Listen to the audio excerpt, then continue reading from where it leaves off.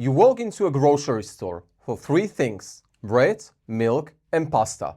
15 minutes later, you are at the checkout with a full cart, and you are not entirely sure how it happened.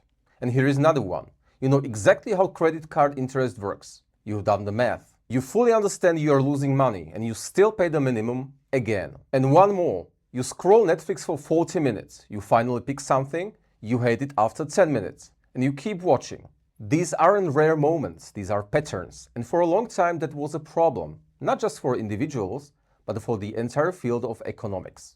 Classical economics was built on a beautiful idea. People are rational. They gather information, weigh options, and choose what maximizes their benefit. Logical, clean, mathematically elegant. This imaginary, perfectly rational person even had a name: Homo economicus, economic man. He never overspends, he never procrastinates, he never watches a bad show just because he already started it. And of course, he doesn't exist. Economists knew this in an abstract sense, but they kept using the model anyway, because clean assumptions led to clean predictions, because the messiness of real human behavior was treated as noise, something to be averaged away. And then a few people started paying attention to the noise, not to dismiss it, to study it. Psychologists had been studying human judgment for decades. Not how people should decide, how they actually decide. And what they kept finding was unsettling. People didn't violate logic randomly. They deviated from it in the same ways over and over again. They feared losses more than they valued equivalent gains. They anchored on arbitrary numbers they knew were meaningless. They changed decisions when the wording changed, even when the underlying facts were identical. The mistakes weren't chaotic, they were structured and predictable.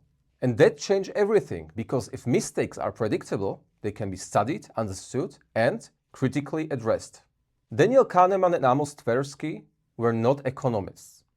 They had no interest in reforming this discipline. They were psychologists running small, careful experiments. Here is one of their most famous. Imagine you are buying a jacket for $125 and a calculator for $15. You learn the calculator is on sale for $10 at a store 20 minutes away. Most people say yes, that's worth a trip. Now switch the prices. The jacket is $15, the calculator is $125. The jacket is on sale for $10 at a store 20 minutes away. Same $5 saved, same travel time. Most people say no. Nothing changed but context. A rational person would treat these identically. Real people don't.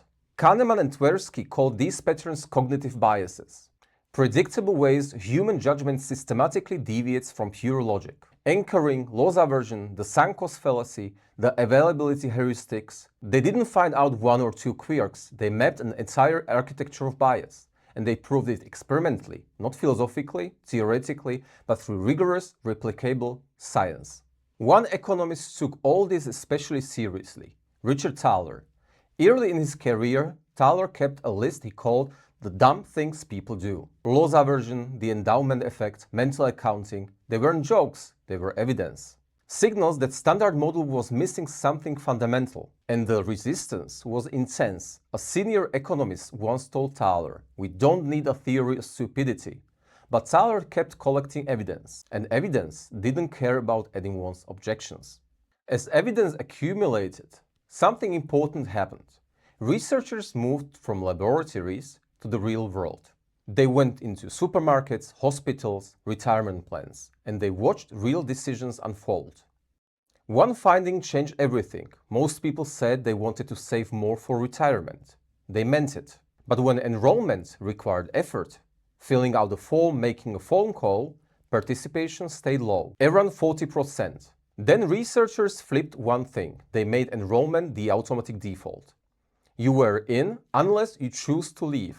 Participation jumped to over 90%.